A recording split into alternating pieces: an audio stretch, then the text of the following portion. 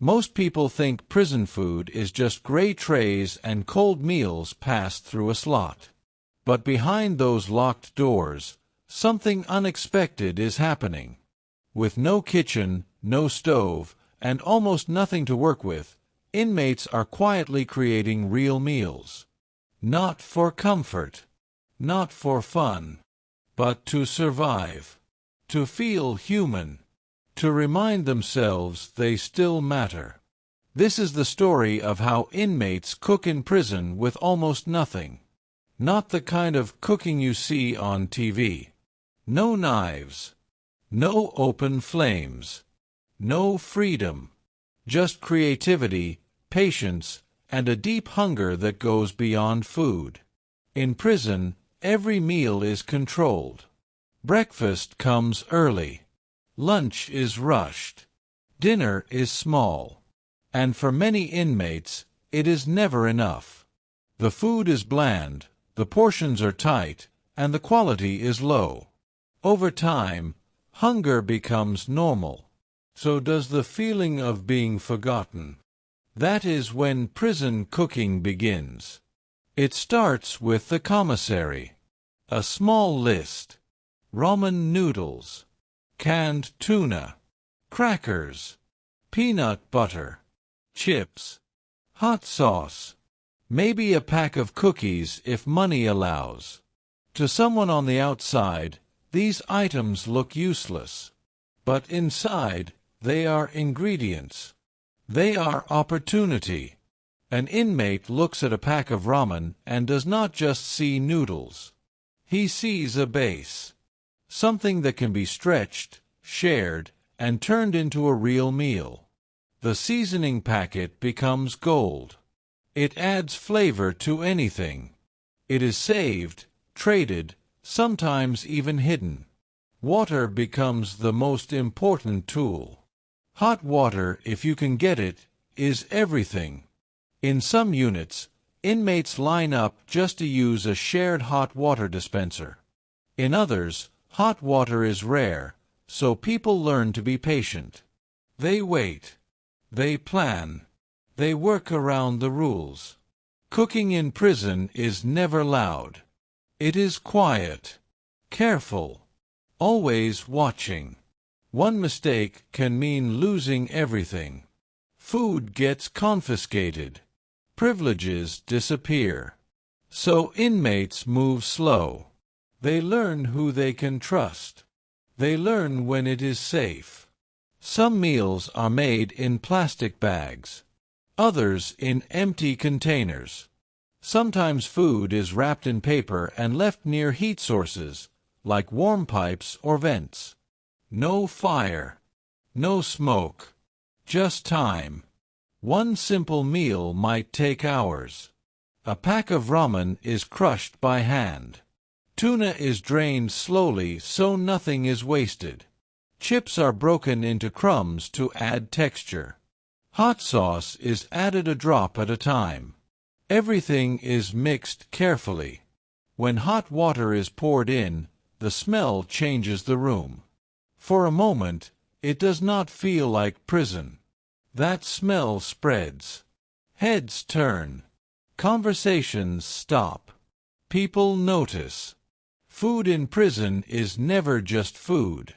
It is attention. It is power. It is connection. Sometimes inmates cook alone. Other times, they cook together. One person brings noodles. Another brings seasoning. Someone else brings protein. These meals become small events. Quiet gatherings built on trust. If one person talks too much, everyone loses. Cooking becomes a way to survive mentally. Days in prison are long, boring, heavy.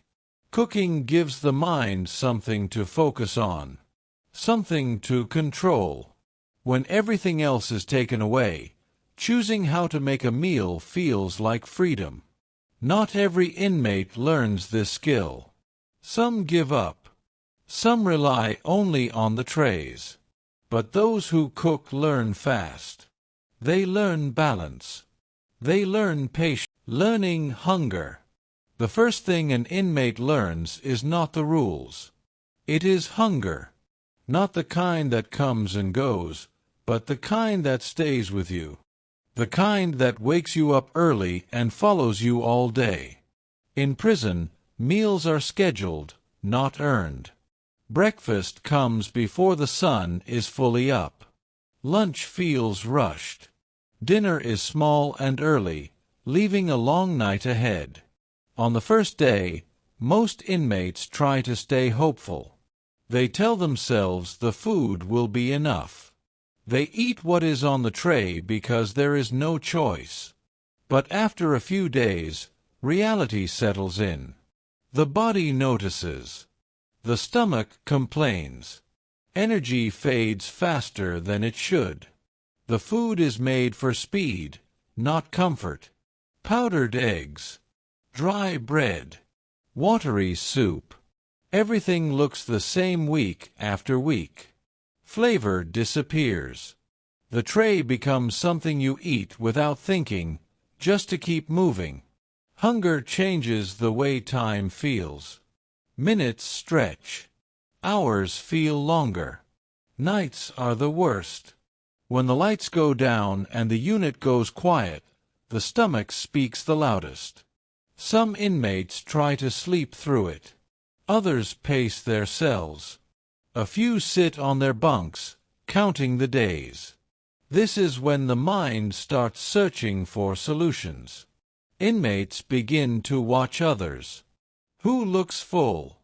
Who seems calm after dinner? Who is not always complaining about food? These small details matter. Inside prison, knowledge spreads quietly. Nobody teaches you directly. You learn by observing. Soon, you notice commissary days. Once a week, sometimes less, inmates are allowed to buy food if they have money. The list is short. Prices are high. And many inmates have nothing.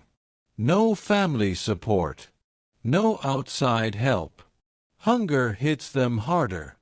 Those cooking without a kitchen. By the time inmates reach this stage, hunger is no longer a surprise. It is expected. What surprises them instead is how much can be done without a kitchen. No stove. No oven. No knives. No pans. Just imagination and limits that never move. In prison, cooking does not start with tools. It starts with rules. Every unit has them. No heating elements. No open flames. No sharp objects. These rules are not suggestions. Breaking them can mean losing commissary, losing privileges, or ending up somewhere worse. So inmates adapt. They look around the cell and see objects differently. A plastic bag is no longer trash. It becomes a bowl. An empty container becomes a pot. Paper becomes insulation. Even a sock can have a purpose, holding food together while it rests near warmth. Warmth is the hardest thing to find. Hot water is the closest thing to fire. In some places, there is a shared dispenser. In others, hot water comes from a sink for a few minutes a day. When it is available, inmates plan around it. They line up quietly. They remember the timing. Missing that window can mean going hungry. Cooking without heat takes patience. A meal that would take 10 minutes on the outside can take hours inside. Ramen noodles are crushed, soaked, and left to soften slowly. Tuna is mixed in carefully. Seasoning is added little by little. Everything must rest. Nothing can be rushed. Mistakes are costly. Too much water ruins a meal. Too little leaves noodles hard. Spilling food is painful because there is no replacement. Every step is careful, learned through trial and error. Inmates do not follow recipes. They follow experience. Someone teaches without teaching. A look, a warning, a quiet tip shared at the right moment. Knowledge passes hand to hand, never written down. Too much attention brings problems. Some inmates cook alone. Others cook with cellmates. Trust matters. Cooking together means sharing food and risk. If one person talks, everyone pays. That understanding keeps mouths closed. As skills grow, meals change. What starts as noodles turns into something closer to comfort. Crushed chips add texture. Crackers become thickener. Peanut butter adds weight. Hot sauce brings life back into dull food. Small changes make big differences. Cooking becomes routine. Not every day, but often enough to look forward to. Planning meals gives structure to time. Instead of counting hours, inmates count ingredients. Instead of watching the clock, they think about flavor. There is pride in this. Not loud pride. Quiet pride. The kind that comes from creating something when you are told you have nothing. A meal made this way feels earned. For a few minutes, the cell feels different. People slow down. They sit. They focus on eating. Talking is minimal. Every bite matters. Nothing is wasted. When the meal is finished, cleanup happens fast. Containers are washed. Evidence disappears. The cell returns to normal. Nothing can be left behind. Cooking ends as quietly as it began. But the effect stays. Cooking without a kitchen teaches patience. It teaches control. It teaches that limits do not always mean endings. Sometimes they mean learning a new way. And as inmates grow more confident, their cooking becomes more than survival. It becomes creativity. The unwritten rules of prison cooking. By now, cooking in prison is no longer just about hunger. It is about rules that are never written down. No one hands you a guide. No one explains it out loud. But if you pay attention, you learn quickly. Prison cooking follows a quiet code, and breaking it can cost more than food. The first rule is respect. You never touch someone else's food. Not even by accident. Food is personal.